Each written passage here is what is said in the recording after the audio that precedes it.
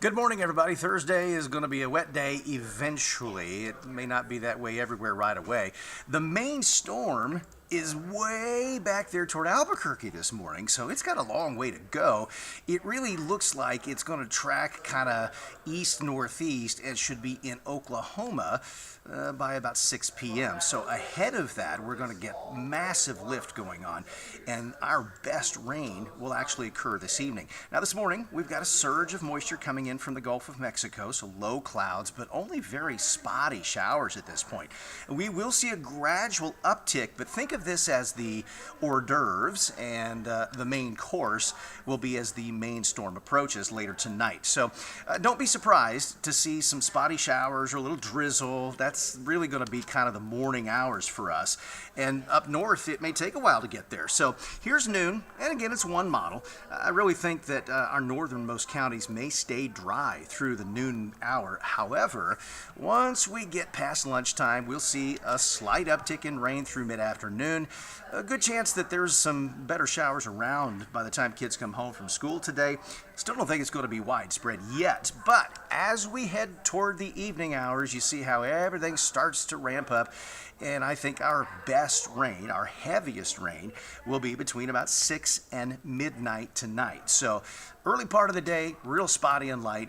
Second half of the day, it increases some, and then in evening time, it really gets heavier. Now, we're looking at moisture above the surface, and there's a reason for this. So we've got this initial surge of moisture, okay, and then some dry air down in Texas. But as that storm gets a little closer, and we're looking at the surface low here, but it matches relatively well, this is going to mean a huge increase in moisture, especially by tonight, and that's when we get most of our rain. So out ahead of this, we'll see deep moisture, much better lift, and maybe even some thunderstorms.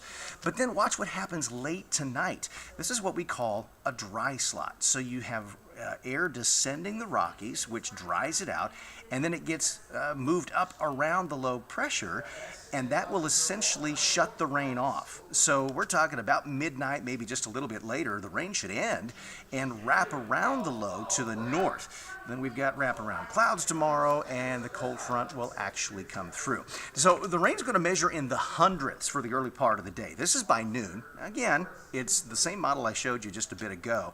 We're talking some real light amounts even in our northern counties through midday. There's 3 p.m. It gets a little better, and now you're starting to see those amounts climb. This is 7 p.m., but then watch. Like I said, between 6 and midnight, yeah, watch how much happens. Now, again, these models aren't gospel. You can't say, hey, I live in Lebanon, we're going to get 1 3/4 inches. Well, somebody may. It may not be Lebanon. But the idea is that all of us are going to get wet, some spots more than others, but it looks like a pretty good rain. As far as temps go, very little of climb today, even though we're coming up this morning thanks to clouds. We're talking low 50s, but it stays really mild tonight. Remember, a south wind. And there may actually be a little sun around Mountain Home tomorrow. Same at West Plains. That area could get into the low 60s, but the front will come through too early for Springfield and points to the northwest, quite a bit chillier, with 40s likely. Now, Friday's going to be one of those days where clouds are going to hold for most of us, some drizzle, maybe a little shower here or there, but then the weekend looks better. We probably start with clouds Saturday morning, then clear things out, maybe a couple sprinkles Saturday night. Otherwise, it looks dry most of next week, and by this time next week, we could be back in the 60s.